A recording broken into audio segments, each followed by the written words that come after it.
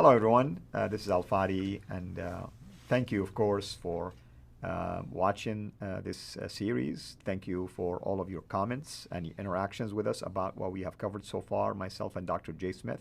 We've covered a lot of grounds. We started the series by pointing out that our main focus is going to be on the quest to find the real Muhammad. Let's put it this way. Will the real Muhammad please stand up? And that's what we're trying to do here. But in order to do that, we had to also give you some important foundations and backgrounds related to the canonization of the Quran, the different canons of the Quran, the different qira'at, linguistic issues. But starting today, we are going to take a deep dive in order for us to begin to discuss Muhammad and the quest to find him. With that, of course, we have to lean again on the knowledge and the research and the data that has been uncovered for us by Dr. J. Smith. Dr. J, thank you so much. Well, thanks for having me. So, today we're going to talk about Muhammad and the quest to find him. We are, and we've been doing this. This is the quest we've been looking at, and now we're going to go zero in on one particular aspect. So we've always said, forget the 9th century, forget the 10th century. It's too late and too far. It's too far north, and it's too many hundreds of years later, 200 to 300 years later. Let's go back to the 7th century. And one of the best things we have are coins. Now, here's what's interesting. We've known about the coins, but no one's really looked at it until I was there in London about a year ago. I was coming back from another country. I stopped in London, and I wanted to get up on the ladder at Speaker's Corner with Hatuntosh. And she said, Jay, if you have some free time, I'd like to take you down to the British Museum. I want you to show you a gallery that they have just uncovered, opened up about Islam and all the great things it's done in its 1,400 years supposedly of existence. And as we were going through the gallery, we came across some coins. And I looked at one of them, and it looked like it's saying that it had a reference to the Shahada, but it was attributing it to Muawiyah from 661. I said, no. Muawiyah, yeah. Muawiyah would not have had the Shahada that early. That was only introduced by Abdul Malik. Their name Muhammad is only introduced on the coin, the part of the Shahada, La ilaha illallah Muhammadur Rasulullah. That was introduced in 692. I mean, isn't that amazing, Jay? You know, you have the Shahada, the Islamic creed, wasn't introduced in something like this until 692 at least. And Muhammad died in 632. That's 60 years after he died. They finally decided to talk about him. Right. If indeed they are talking about him. But nonetheless, this bothered me. So I came back, so I'm going to look this up and see if I could find out what's going on. And as I came back to the States and I started looking at different articles, I came across lots of articles by numismatists. They call themselves numismatists, experts in coins. And they were writing about these coins. And I said, well, they're writing about it, but they're a little confused because they don't know what to do with these images on the coins from the 7th century because it does not jive with what we now see in the 9th and 10th century. And they were concerned because the 9th and 10th century is very clear that Muhammad and anybody else after him does not allow images on coins. So I started to do a little bit more uncovering. And so in January of this year, in 2020, I decided to start putting up these videos on Fander Films. And as I put up videos, one of the great things about YouTube is that you get comments. And people started commenting. Well, yes, I'm an expert in the coin. A guy named Odin Lafontaine from France who has been done a whole study of these coins for over 20 years. And he started pointing me to other people that you need to read. Bakers, a guy named Baker, and these other interesting characters who all were writing about coins, were numismatists, and they were experts in the field. They were writing articles, and they were all asking the same question, trying to force the 9th and 10th century traditions onto what they were seeing on these coins. Right. So I suggested to people like Odin, well, why don't you forget about the 9th and 10th century and just describe the coins as they are? Look at them and see what's going in front of you. And that's what I want to do real quickly. We don't have much time. Go look up the videos. I've put up about 10 videos and just you on and the I are coins. going to do another series on that alone. So just on the coins. Yeah. It'll take too long. When I did it about 2 months ago for about 120 people, it took me 2 hours to get through the coins. I'm not going to take 2 hours. First of all, let's look at this map that's there. Now we want to show you. Let's take a look at this map, and this shows you the problem that exists. Look at the brown area. That's the supposedly the Muslim world. They say Islamic world. There was no word called Muslim or Islam that early. Nonetheless, this is what people today assume was the name at that time. But can you look? That brown area is the only part that they actually controlled. Not very much. Until you get the the caliphs come into power. Once the Right. caliphs come into power, from 632 up until 661, known as the Rashidun period, then it expands up to the orange area. Do you see the orange area? So you're right. talking all the way from Afghanistan in the east, all the way to Tripoli in the west. That's right. That whole orange area, that includes Afghanistan, Baluchistan, Iran today, Syria, Hadramaut, Yemen, Arabia, Egypt, and part of what we now know is Tripoli, which is Libya. Now, please, when I'm using these words, these are the modern names, okay? It makes sense, Jay. You have to use modern names. You have to because use modern people will names, get lost if you please. use names Their name that is are not familiar. Baghdad there. Even this map has Baghdad there. That's not the name. I mean, and Yasser Qadi got accept me for using that word. Of course, it's not the name until the 9th century. But remember, we're still talking about the 7th century. That would be the name that people today would recognize. But look at that swath of land. That's a huge swath of land, isn't it? Enormous swath of land. Exactly. And it's then after the Umayyad period from 661 up to 750 is the purple areas added. But I'm just looking at the orange and the brown area. That's the area I'm interested in right now because the coins are being introduced in 620, 630, 640, 650 up until 692. That's the period I want to. I want to look at the first 60 years of supposedly Islam according to the traditions. All right? What do the coins tell us?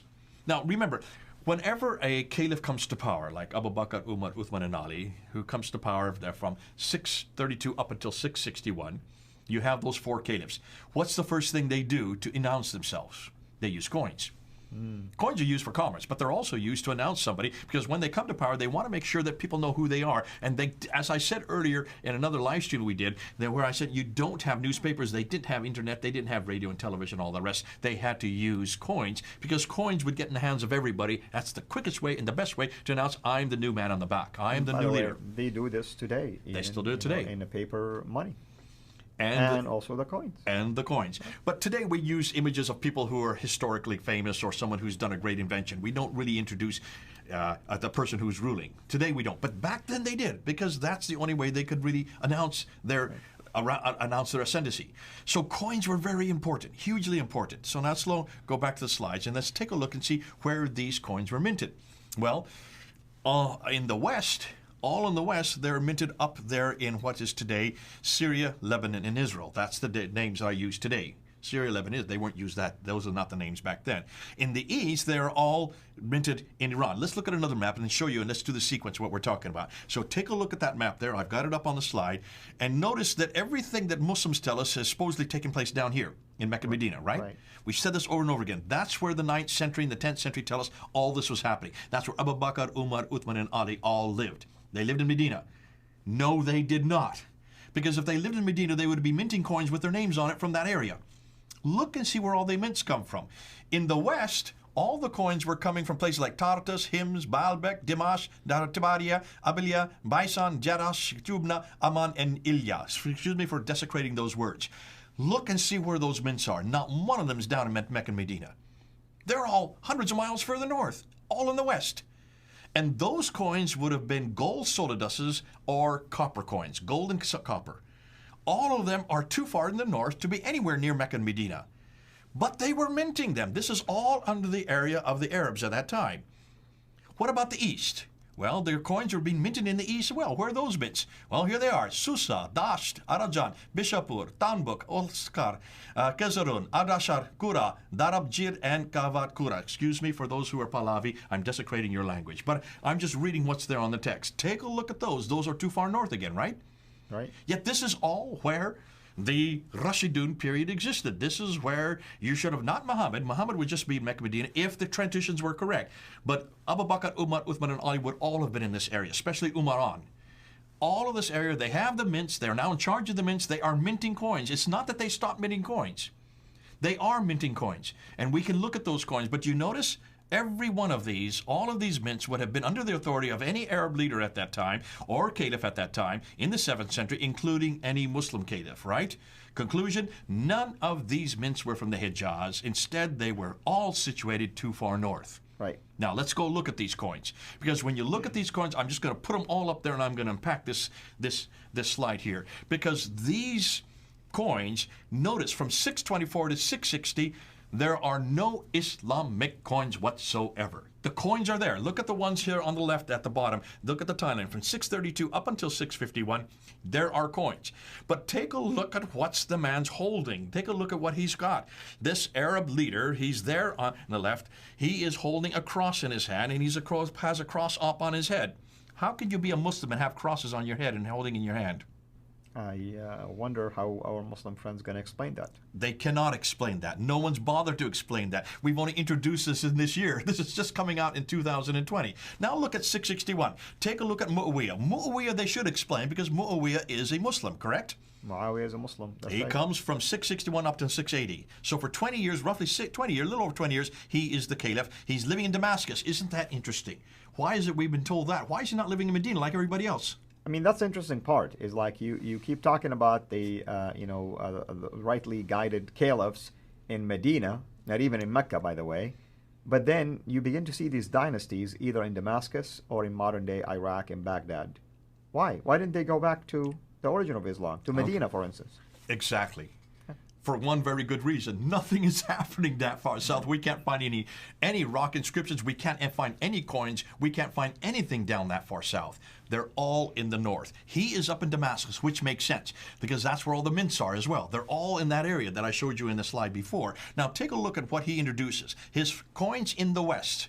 His coins in the west are all Christian. His coins in the east are all Zoroastrian. And you can see them. There are his images on them. Why would he put his image if he was a Muslim? Muslims don't put images on. All of these coins have images. Even Muawiyah's coins have images. In the east, they're all silver. In the west, they're copper and they're gold. Right. That's fascinating. So even as you go up to Muawiyah, Christian symbols in the west, Zoroastrian symbols in the east. Interesting, he introduces Allah's name, Bismillah. Now, what does Bismillah mean? In the name of Allah. In the name of Allah.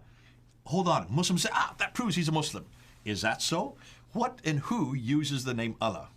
Well, we know now that even the Syriac Christians would use that. Everybody who spoke Arabic used Allah. It comes from Nabatean Aramaic. Right. It is Ilah. It is the Arabic name for God. The Christians would have used Allah. The Zoroastrians would have used Allah. The Jews would have used Allah. Even the pagans would have used the word Allah. Exactly. The Quran says the pagans use Allah. Everybody uses the name Allah. That is not a Muslim. And what's the name of Muhammad's father? Abdullah. Abdullah, slave of God. Exactly. Now, interestingly, then in Muawiyah introduces another coin where it says Bismillah al-Malik. Al-Malik means the king. He's referring to himself. That's right. In the name of God, the king. Right. So he's basically looking at himself as a messianic figure. And yet, here he is, a Zoroastrian on the backside of that coin, proving that he is not a Muslim. There's nothing Islamic about any of these coins. Muslims have come to me and says, take a look. If you look very carefully, you can see that they have a moon and a star. That must be Muslim, because that's on the flags. No. The Sassanians, all your Persians, these are all in the east. These are all mints coming out of what is today Iran. Not then it was called Iran. It was called the Sassanid area. And all those mints, they would have all been Sassanian. And the symbol for authority in the Sassanid Empire from the 2nd century AD was a moon and a star. This has nothing to do with religion. It has to do with authority. It has to do with Persian authority. Now, so nothing about anything Islamic at all at this period. It's not till we get to 692. Come to look at the gold coin there. 692, he takes, this is Abdul Malik. He is the son of Marwan. He is of the Marwan Caliphate. They're part of the family that have usurped the Sufyanis, who control from Muawiyah's time, from 661 up until about 680. Marwan comes to power. His son is the one that we said earlier in another episode. He is the one that now wants to really put down his identity, his Arab identity. And of course, he has to pay homage to good old Justinian II, the Byzantine emperor. And he's living in Damascus, so he's right up next to the Byzantine Empire. Again, living up in Damascus. What does he do? He introduces that first coin. That first coin has the image. It's a copy of the Byzantine golden solidus, but instead of Justinian and his two sons, he put his image and his two sons on it. And that's why he puts it down there, and he takes off the cross that's there, and he puts on the backside, you can see the cross piece has been taken off the Byzantine cross. It's a mockery of the Byzantine cross. Justinian gets so upset that he goes to war against Abdul Malik in 692. So what does Abdul Malik do? He then introduces the second one. Look where 693 is there. See that? coin of himself. That's himself with a sword. Basically he said, I'm going to war. And around the obverse side, including both of these coins, you have the La ilaha illallah Muhammadur Rasulullah, which is the Shahada. Right. But he's referring to himself as the praised one of God. He is the praised one of God. He's basically a grand line. So just like Muawiyah did with Al-Malik, he's doing with Muhammadur Rasulullah. I am the praised one. He also introduces that on the Dome of the Rock. We talked about that earlier. And introduces that on the inner ambulatories of the Dome of the Rock. He also introduces that on the protocols in 691. The Caliphal Protocols, which are the official documents that we now have today, and that's where Yehuda Nevo has done his work. That is a declaration of war that he has right there. And then we get to 696. 696, he introduces those two golden coins and the silver ones above it. Those are a real declaration against Byzantine Christianity. Because if you look at them, he takes the images off completely and only uses Arabic script. This is the Shahada there. It is against, it has also chapter 4, verse 171 there. And it refers to the fact that God is not three, God is one, and he has no son. Well, who is that do you think that's attacking? He is attacking the Trinity, it's attacking Jesus' divinity, and it's attacking his sonship. Right. The three things that are at the root of everything we believe. That God, Jesus is God, that he is one of three, that he also is the Son of God and God the Father. At the same time, on the backside of the coin, they says, and he has no associates, that's again attacking Jesus, and we will be superior to any others who come against us. So this is really a declaration against Byzantine Christianity. From that time on, there are no more images. So the imagery is thrown out in 696. And from 696 all the way until today, no images are now permitted. So it has nothing to do with the traditional account that the Muhammad said this. Muhammad had nothing against, if there was a Muhammad, we now, as you're going to see later on, there is no Muhammad. But can you see the coins now show that this is a sequence that happens from the beginning of 620, 630, 640. We have all these different rulers who are putting their images on, and you always put your image, you always put the date, you always put a icon of what religion you belong to. And in the West, they were all Christian. In the East, they were all Zoroastrian. That continues up through Muawiyah's reign, all the way up until Abd al-Malik, who then introduces finally I would say a Muslim nomenclature. That begins with him in 692, but is really put into place in 696. From 696 on, then you see that he then has all these claim after claim after claim against Byzantine Christianity. And the reason why, as we said in another episode, those were his greatest threat. His biggest competition were not the Sassanids, were not the Persians, were not the Zoroastrians. They were Byzantine Christianity because they were the other superpower of his day. So this is a political statement, as Robert Spencer said on the live stream, and this is a theological statement. That's why the Dome of the Rock was built the same time these coins come out. Dome of the Rock was built the same time to show a one-upmanship. From that time on, from up until today, all the coins now have those kind of scripts on it. No more images. So if you look at the coins, you can see the sequence of how Islam started to begin. But this is just the beginning, the nascent Islam. This is not the Islam we know today. That we're going to yet introduce. So hold on to there. Can you see how damaging these coins are? So what are we going to cover next time? We're then now going to go into the inscriptions. The rock inscriptions will be the next thing that support exactly what the coins are telling us. The rock inscriptions are telling us. Why should we be surprised? Surprised? I'm not. Because if you're going to look at the evidence from the 7th century and you're seeing what's on the ground, you need to follow the evidence as it's shown to you. As we said before, the more we scratch, the more we find. The more we find, the more we shine. The more we shine, the more they whine, oh, how sublime. Folks, that's exactly what we're going to find when we go into the next episode. Well, fascinating. Thank you so much, of course, as always, for sharing this information with us. Hopefully everyone is enjoying these series, and you can see how we are rolling out, if you wish, the evidence for you concerning that question or concerning this quest, the quest to find the real Muhammad. Until next time, have a blessed day.